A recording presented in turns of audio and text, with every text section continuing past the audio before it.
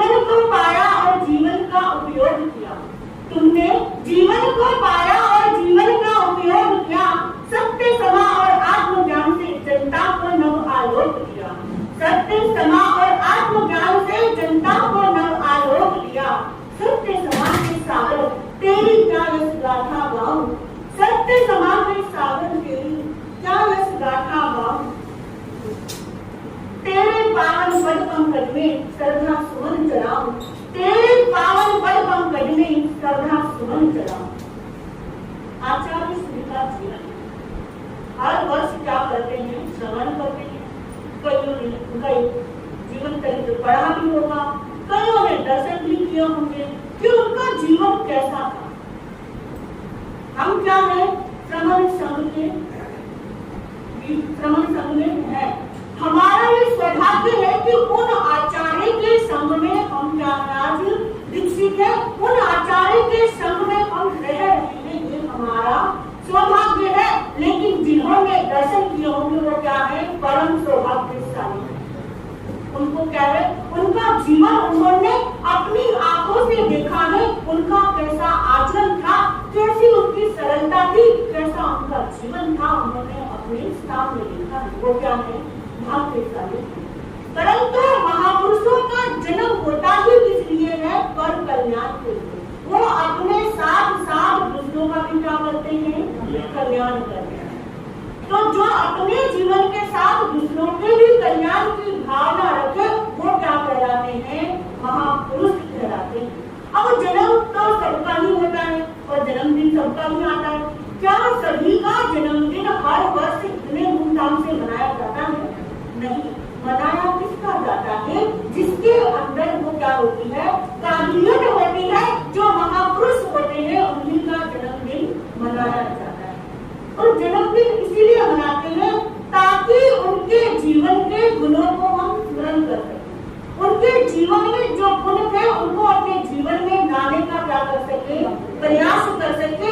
उस दिन उन महापुरुषों के उन कार्यों को याद करें जो उन्होंने समाज को दिए।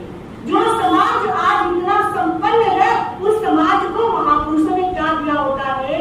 अपना समय दिया होता है, अपना ज्ञान, अपना जीवन उस समाज के लिए समर्पित किया होता है। तभी ये समाज क्या बढ़ता है? आगे बढ़ता है। तो आचार्य सम्राट श्री आनंद ऋषि जी महाराज का जीवन भी समाज के लिए क्या था? उन्होंने अपने जीवन के कल्याण के साथ साथ दूसरों के कल्याण के लिए भी क्या किए? कार्य।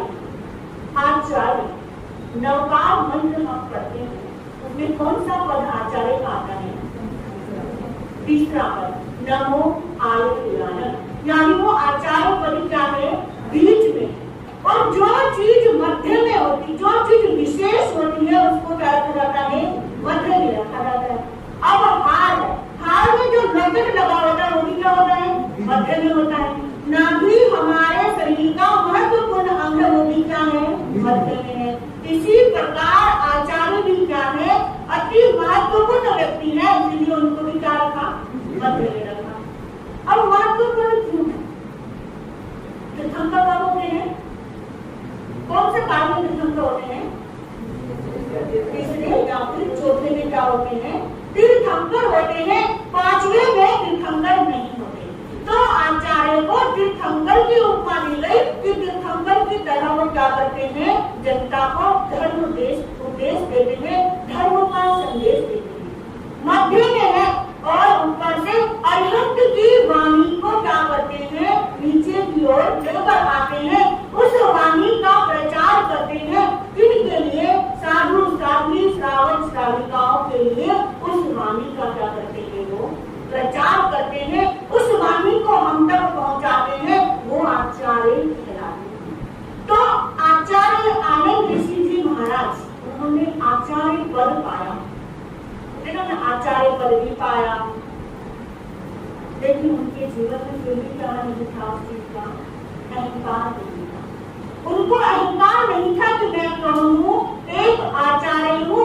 उनके जीवन में सरलता थी बच्चों जैसे। जैसे छोटे छोटे बच्चे होते हैं, उनको कितने सरल होते हैं। उनका जीवन भी ऐसे ही था। हमने तो क्या क्या है? पढ़ा है और गुरुओं से सुना है, लेकिन जिन्होंने देखा होगा वो अनुभव करते होंगे कि उनका जीवन वास्तव में कैसा था। तो हम तो केवल पढ़ के और सुन के भी ऐसा लगता है उनका जीवन कितना महान रहा होगा। जब हम पढ़ते हैं, सुनते हैं तो मन में आता है कितने महान आचार्य हैं थे वो, जो जिनके संग में हम क्या है आज रह रहे हैं। तो आचार्य सम्राट आनंद ऋषि जी महाराज का जन्म कहाँ हुआ था? किसी को पता है? चिंचोली ग्राम में आचार्य सम्राट श्री आनंद ऋषि जी महाराज का जन्म हुआ। उन्होंने दीक्षा ली थी 13 वर्ष की उम्र में। मात्र 13 वर्ष की उम्र थी उनकी। उस उम्र में उन्होंने क्या कर ली थी? दीक्षा धारण कर ली थी। गुरुदेव श्री रतन ऋषि जी महाराज के चरणों में नीली ग्राम में वो सफेद चादर ओढ़ी।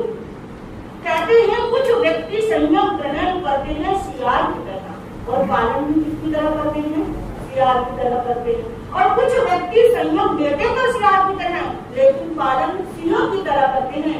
लेकिन कुछ व्यक्ति ऐसे होते हैं जो सिंहों की तरह ही दीक्षा लेते हैं और सिंहों की तरह ही उसका पालन करते हैं। और आचार्य भगवान ने दीक्षा कैसे ली थी?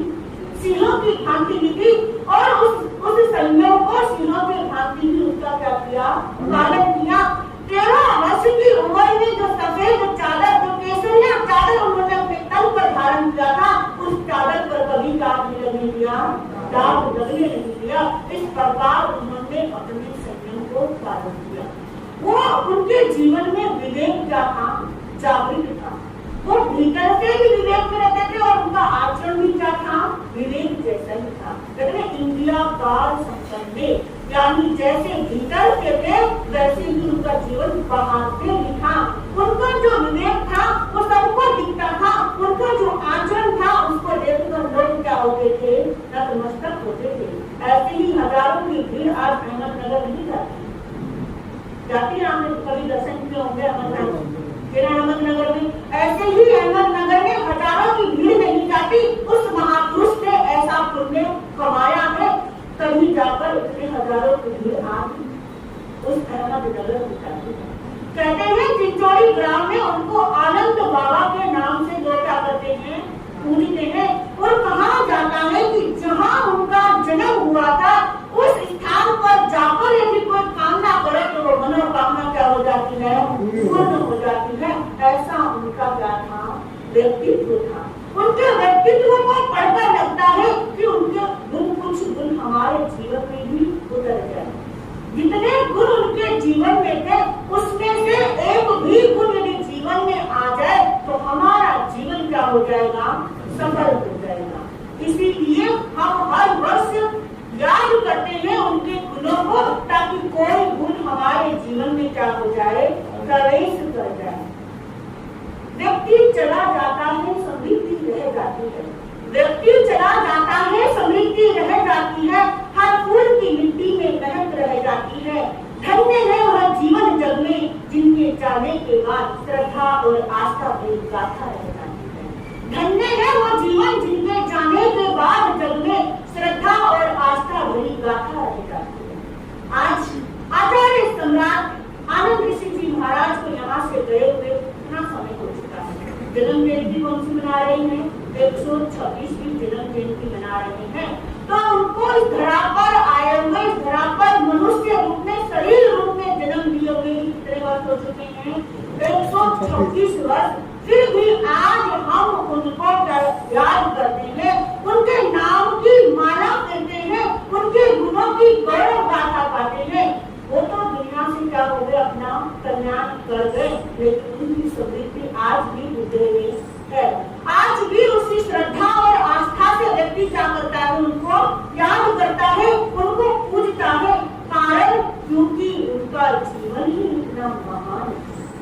अब कोई महान व्यक्ति है, उस व्यक्ति को महान बनने के लिए कितना संघर्ष करना पड़ता है। मानव तो हर मानव है, लेकिन उस मानव को महामानव बनने के लिए क्या करना पड़ता है? संघर्ष करना पड़ता है। एक सोना है, उसको सोना बनने के लिए क्या करना पड़ता है? तपना पड़ता है, उसको घिसना पड़ता है, उसको तपाना पड़ता है, उसको पीटना पड़ता है, तब जाकर वो एक गहने का क्या लेता है? सुंदर गहने का, सुंदर आभूषण का रूप लेता है। ऐसे ही महापुरुष भी महापुरुष तब बनते हैं जब उनके जीवन में तप, त्याग, संयम, क्षमा और आचरण क्या हो? बराबर से। और आचार्य सम्राट के जीवन में तप भी था, संयम भी था, क्षमा भी थी और आचरण भी था। तब उनको तब सबसे प्रिय तब कौन सा था? आयंगिल तब उनको क्या था? अधिक प्रिय था। वो हर व्यक्ति को यही संदेश देते थे कि आयंगिल करो, क्योंकि आयंगिल करने से कर्मों की क्या होती है? निर्जरा होती है। आयंगिल करने से हमारा जो भव भ्रमण है वो क्या हो जाता है? मिट जाता है। तो आचार्य भगवान का संदेश देते थे कि आयंगिल करो। और एक गुरु उनके जीवन में विनय का।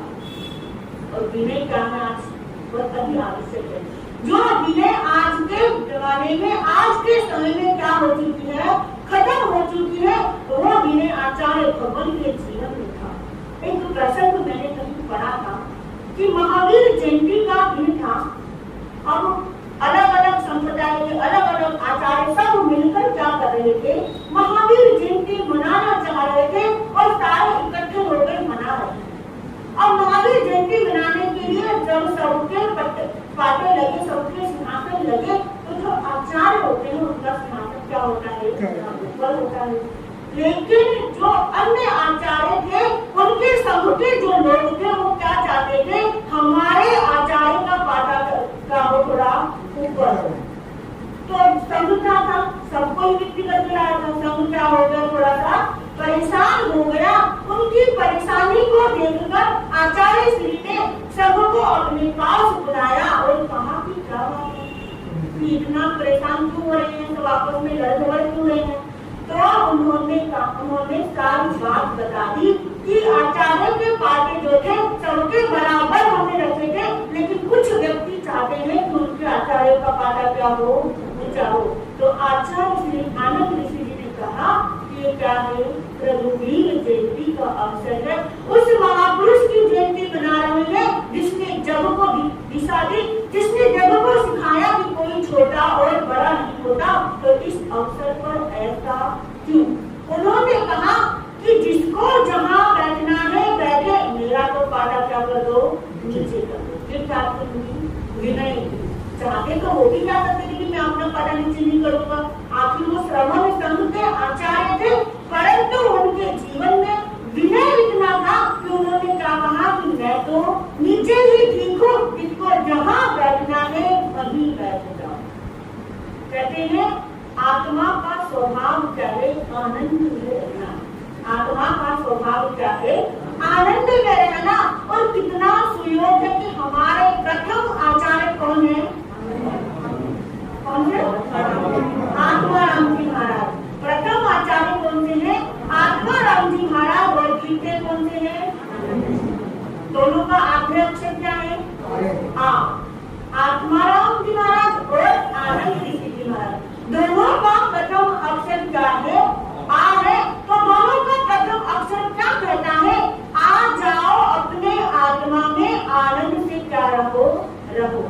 यानी अपनी आत्मा का जो स्वभाव है आनंद में रमन करना, उस स्वभाव में क्या हो जाओ, स्थित हो जाओ। महापुरुषों के नाम हमें संदेश देते हैं कि आचार्य श्री आनंद ऋषि महाराज का जीवन हमें क्या संदेश देता है, उनका नाम हमें क्या संदेश देता है।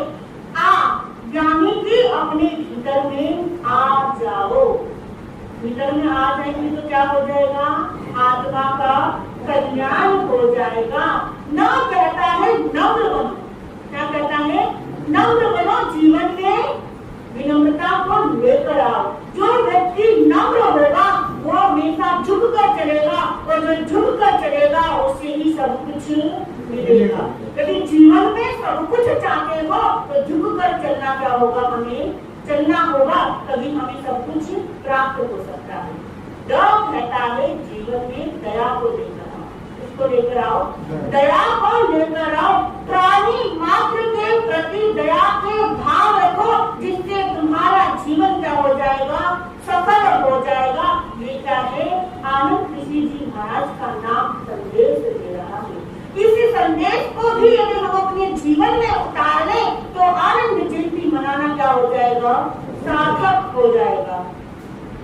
तेरे गुण की गौरव गाथा धरती के जन जन गाएंगे, तेरे गुण की गौरव गाथा धरती के जन जन गाएंगे। और सभी कुछ भूल सकेंगे पर तुझे भुला ना पाएंगे, और सभी कुछ भूल सकेंगे पर तुम्हें भुला ना पाएंगे। उनकी गौरव की गाथा देश के आज हर क्षेत्र में क्या कह रही है, गाई जा रही। कोई ऐसा क्षेत्र, कोई ऐसा धर्म स्थानक नहीं होगा जहाँ पर आज आनंद जयंती ना मनाई जा रही हो। यानी उनकी गौरव गाथा क्या है, गाई जा रही है। आज सदियों हो गए परंतु उनको आज भी हम क्या करते हैं, याद करते करते हैं, ये सब उनका पुरुषार्थ, उनका संयम, उनका त्याग, उनका आचरण ही है जो हम उनको आज याद करते हैं। व्यक्ति बहुत होते हैं जग में, लेकिन पूजा उसे ही जाता है जो पूजनीय बनने के लिए ऐसे कार्य करता है। व्यक्ति तो संसार में इतने सारे चलते मिलते मिल जाएंगे, क्या हम सबको पूजते हैं, सबके गुणों की गाथा गाते हैं? नहीं। पूजते किनको है? जो पूज्य बनने के लिए, पूज्य बनने के लिए पहले उसको संघर्ष करना पड़ता है, संघर्ष करता है तब जाकर उसे पूजा जाता है। अभी सोने का उदाहरण दिया था ना कि उसको कितना कष्ट सहना पड़ता है, तब जाकर वो एक आभूषण का रूप लेता है। तब ऐसे ही व्यक्ति भी पहले संघर्ष करता है, उसके बाद क्या बनता है? वो महापुरुष बनता है। एक घड़ा बनने से पहले क्या करता है? पहले उसको कितना पीटा जाता है, उसको पहले मिट्टी को पैरों से खोदा जाता है, फिर उसको बनाया जाता है, फिर आग में पकाया जाता है, फिर थपकी दी जाती है, उसके बाद जाकर वो मरता बनता है। फिर उसमें जल डालकर क्या करते हैं? तो मानव भी महामानव बनने से पहले इन सब संघर्षों से गुजरता है, तब जाकर वो महामानव बनता है, तब जाकर वो महापुरुष कहलाता है। महापुरुष बनना कोई आसान काम नहीं होता। जो महापुरुष बनते हैं, जो महापुरुष होते हैं, वो स्वयं अपने आप को महापुरुष नहीं कहते। महापुरुष कौन कहता है? उनको हम कहते हैं। क्यों कहते हैं? क्योंकि उनका कार्य ऐसा होता है, उनका जीवन ऐसा होता है, तभी हम उनको महापुरुष कहते हैं। लेकिन जो महापुरुष होते हैं, उनके जीवन में अनेकों घटनाएं घटित होती है, उसके बाद वो उस घटनाओं से क्या होते हैं? बाहर निकलते हैं, तब जाकर वो महापुरुष कहते हैं। अब किसी भी महापुरुष का परिचय पढ़ोगे तो उनके महापुरुष बनने से पहले जो जीवन था, उनके जीवन की घटनाएं आप पढ़ोगे तो ज्ञात होगा कि उनका जीवन कैसा होता है। तीर्थंकरों का परिचय कर लो, भगवान बनने से पहले उन्होंने क्या किया था? हर संकटों का, हर सर्वों का उन्होंने सामना किया था, तब जाकर वो तीर्थंकर बने थे। तो आचार्य श्री आनंद ऋषि जी महाराज भी ऐसे ही आचार्य नहीं बन गए, उन्होंने अपने जीवन में ज्ञान को लेकर आए, उस आचरण को अपने जीवन में उतारा, उस संयम को अपने जीवन में लेकर आए, तब जाकर वो आचार्य बनकर क्या हुए थे? आसीन हुए थे। ऐसे ही हर किसी को आचार्य नहीं बनाया जाता। आचार्य वही बनता है जिसके जीवन में संयम के प्रति निष्ठा हो और आचरण क्या हो? शुद्ध हो। आचरण क्या हो? शुद्ध हो। उसका आचरण बाह्य ही नहीं, आंतरिक भी होना चाहिए। बाह्य आचरण तो हर व्यक्ति करता है, लेकिन जो आचरण भीतर में उतर जाए वही व्यक्ति क्या कहलाता है? महान कहलाता है। तो आचार्य श्री जी का जीवन अनेक विशेषताओं का क्या था? संबंध था। अनेक विशेषताएं थी उनके जीवन में। यदि उनके जीवन की गाथा को हम कहना सुनना प्रारंभ करें तो शायद ये टाइम क्या हो जाए? कम पड़ जाए। उनका जीवन क्या है? इतना विस्तार से है, परंतु उनके जीवन में जो मुख्य गुण थे उनकी बात करें तो क्या था? सरलता उनके जीवन में थी, विनय उनके जीवन में था और संयम उनके जीवन में था। गुण उनके जीवन में क्या थे? अनेकों भरे हुए थे। किस गुण को हम याद करेंगे? कहते हैं ना कि कितने सारे गुण थे उनके जीवन में, क्या थे? वो विद्यमान थे, तभी वो क्या कहलाए? आज हमारे आचार्य कहलाए। आज उनको हम याद करते हैं क्योंकि उनका जीवन, उनका चरित्र, उनका जो इतिहास जब हम पढ़ते हैं तो हमें लगता है कि हम क्या है? सौभाग्यशाली है, भाग्यशाली है कि हम उनके संग में क्या है? दीक्षित है। उन्हीं के संग से हमारा सब क्या हो रहा है? चल रहा है। उन्होंने अपने जीवन में अनेक संस्थाओं का क्या किया? निर्माण किया। आज साधु साध्वी, श्रावक श्राविका जो अध्ययन करना चाहते हैं, जो अध्ययन कर रहे हैं, उनके लिए उन्होंने क्या खोला? पाठड़ी बोर्ड। यानी उस पाठड़ी बोर्ड से अनेकों साधु साध्वी क्या कर रहे हैं? पढ़ाई कर रही हैं, शास्त्रों का अध्ययन कर रहे हैं, दर्शनों का अध्ययन कर रहे हैं, संस्कृत प्राकृत सब कुछ सीख रहे हैं। ये किसकी देन है? आचार्य श्री की देन है। उन्होंने देखा, वो क्या थे? युग दृष्टा थे। उन्हें ज्ञात था कि आगे आने वाले साधु संतों को पढ़ाने के लिए, पढ़ने के लिए क्या है? अति आवश्यक है। तो उनकी दृष्टि इतनी दूरदृष्टि थी कि सब साधु संतों के लिए एक संस्था खोली जिसमें सब क्या कर रहे हैं, आज अध्ययन कर रहे हैं, पढ़ रहे हैं, अपने ज्ञान की वृद्धि कर रहे हैं। ये सब उन आचार्यों की देन है, उन आचार्यों की देन है। आज के दिन पर उनके चरणों में मैं वंदन नमन करती हूँ। जहाँ पर जिस लोक में भी हो वहीं से क्या करें हम सब पर अपनी कृपा दृष्टि बरसाएं और आशा करती हूँ कि उनके जीवन का एक भी गुण यदि जीवन में आ जाए तो जीवन क्या हो जाएगा, सफल हो जाएगा। इन्हीं शब्दों के साथ नमस्ते धम, नमस्ते धम, नमस्ते हर्ष हर्ष। बहुत सुंदर साथी चर्चा जी महाराज ने आन ऋषि भारती के ऊपर कि किस प्रकार आचार्य पद का महत्व होता है। उन्होंने आचार्य पद को किस प्रकार सुशोभित किया, क्या क्या गुण उनके अंदर थे, क्योंकि हमारी जिह्वा के अंदर सामर्थ्य नहीं होती कि हम महापुरुषों का, अपने गुरुओं का कुछ गुणगान कर सके, क्योंकि जितना गुणगान करे उतना क्या होता है, कम होता है। उनका गुणगान करना तो सागर में बूंद के समान होता है, परंतु फिर भी प्रयास बहुत सुंदर तरीके से आपको समझाया।